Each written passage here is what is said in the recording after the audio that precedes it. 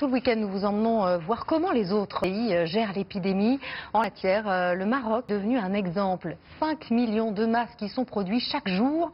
Un confinement strict y a été déclaré le 20 mars et un dépistage de masse y est en cours. Reportage Noufissa Charaï et Othman Oulad Tiaïda. Casablanca, comme tout le Maroc, vit au rythme du couvre-feu.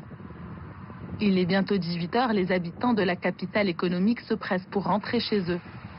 Un peu plus tôt dans la journée, scène de la vie quotidienne.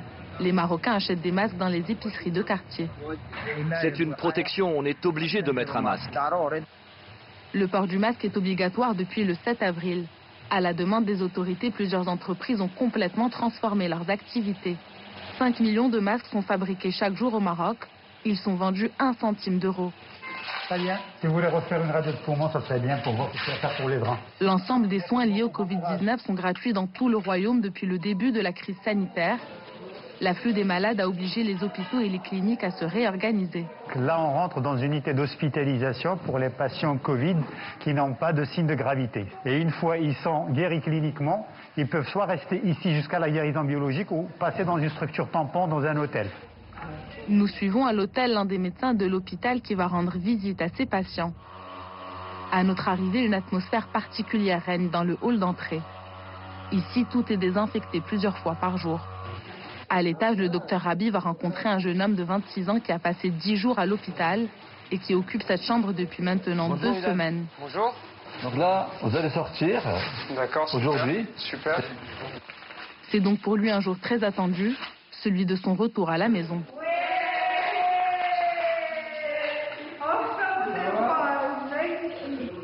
Le confinement à l'hôtel est aussi un moyen de rendre l'isolement des patients moins difficile à vivre. Une transition avant de partir chez eux et aussi bien de faire un accompagnement aussi bien médical que psychologique et psychiatrique. Donc il y a des patients qui vraiment stressés, sont pas habitués, nous-mêmes dans le confinement ne sont pas habitués à rester confinés. L'armée aussi est sur le pied de guerre. En 6 jours, ce hangar a été transformé en hôpital de campagne. Ça fait 2 semaines qu'on est prêt, donc on profite pour driller notre équipe. Dans les quartiers populaires de Casablanca, la situation devient critique pour les plus fragiles. L'État verse une centaine d'euros par mois à tous ceux qui travaillaient au noir. Le soutien des associations caritatives reste pourtant essentiel. Depuis le début de la crise, cette association a distribué des centaines de paniers alimentaires livrés à domicile. Dans cette petite chambre, le confinement est particulièrement difficile à vivre.